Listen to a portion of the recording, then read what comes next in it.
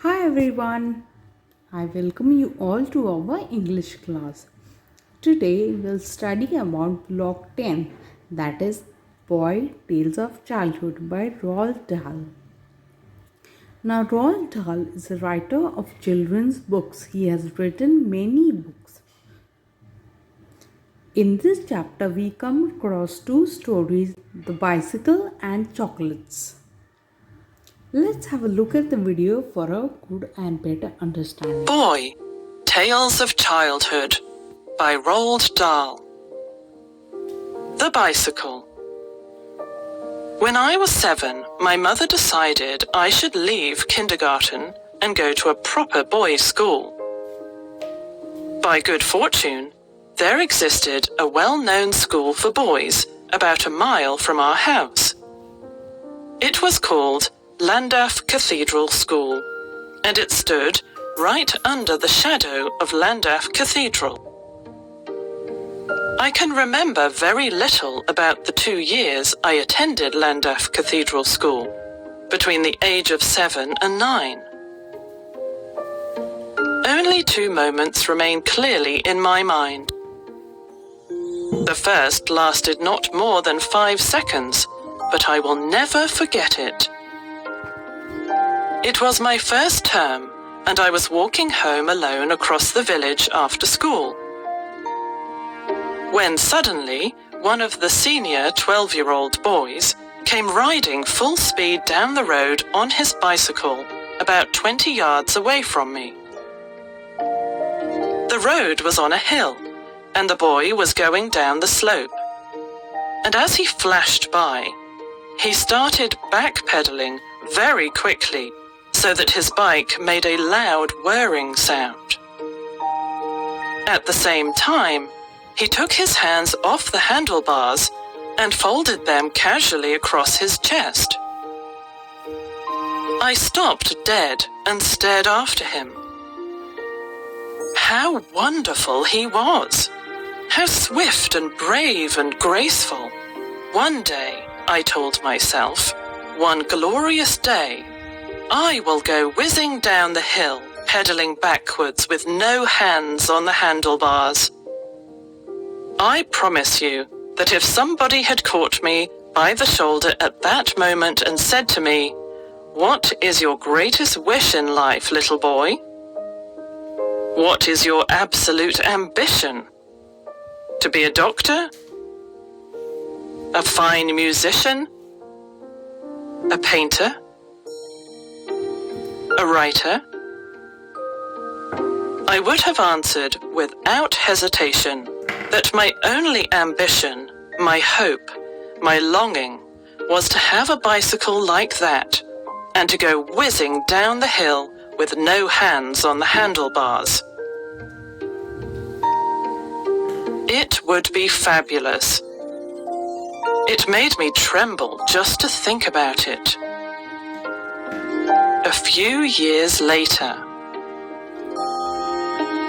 Chocolates. Every now and again, a plain grey cardboard box was dished out to each boy in our house.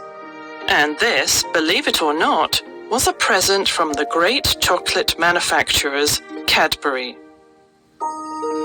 Inside the box, there were 12 bars of chocolate, all of different shapes, with different fillings, and numbers from 1 to 12 stamped on the chocolate underneath. 11 of these bars were new inventions from the factory. The 12th was usually a Cadbury's coffee cream bar. Also, in the box was a sheet of paper with the numbers 1 to 12 on it, as well as 2 blank columns, one for giving marks to each chocolate from 0 to 10, and the other for comments.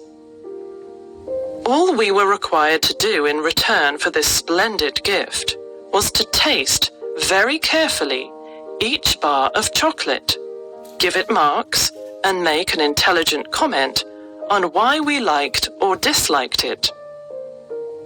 It was a clever stunt. Cadbury's were using some of the greatest chocolate bar experts in the world to test out their new inventions. We were of a sensible age, between 13 and 18, and we knew intimately every chocolate bar in existence, from the milk flake to the lemon marshmallow. Quite obviously, our opinions on anything new would be valuable. All of us entered into this game with great gusto, sitting in our studies and nibbling each bar with the air of connoisseurs, giving our marks and making our comments. Too subtle for the common palate was one note I remember writing down. For me, the importance of all this was that I began to realize that the large chocolate companies actually did possess inventing rooms, and they took their inventing very seriously. I used to picture a long, white room, like a laboratory, with pots of chocolate and fudge, and all sorts of other delicious fillings bubbling away on the stoves, while men and women in white coats moved between the bubbling pots, tasting and mixing and concocting their wonderful new inventions. I used to imagine myself working in one of these labs, and suddenly I would come up with something so absolutely unbearably delicious that I would grab it in my hand and go rushing out of the lab and along the corridor and right into the office of the great Mr. Cadbury himself. "I've got it, sir," I would shout, putting the chocolate in front of him. "It's fantastic. It's fabulous. It's marvelous. It's irresistible." Slowly, the great man would pick up my newly invented chocolate, and he would take a small bite. He would roll it round his mouth. Then all at once, he would leap up from his chair crying, "You've got it! You've done it! It's a miracle!" He would pat me on the back and shout, "We'll sell it by the million! We'll sweep the world with this one! How on earth did you do it? Your salary is doubled!" It was lovely dreaming those dreams, and I have no doubt at all that 35 years later, when I was looking for a plot for my second book for children, I remembered those little cardboard boxes and the newly invented chocolates inside them, and I began to write a book called Charlie and the Chocolate Factory.